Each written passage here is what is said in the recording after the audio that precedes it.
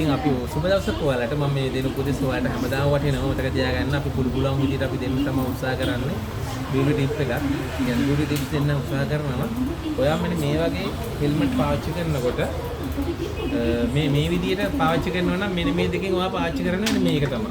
මේක වගේ පාවිච්චි කරන්න එපා. මොකද මේකේ මේ ඇතුළට ආලෝකය මේක අනිත් එක ඔයාලා මෙහෙම උස්සගෙන යන්න එපා. මෙහෙම පහත් කරගෙන යන්න පාරියද්දි. එතකොට පොඩ්ඩක් හරි ආලෝකය ඔයාගේ මූණට වැටෙන එක අඩු වෙනවා. අන්තිම උස්සගෙන යන්න පුරුදු වෙන්න එපා. මේ වගේ තද පාටයක් ඔයා පාවිච්චි කරන්න පුරුදු වෙන්න. මොකද එතකොට තමයි ඔයාගේ මූණ ආරක්ෂා කරලා දෙන්නේ. හරිද?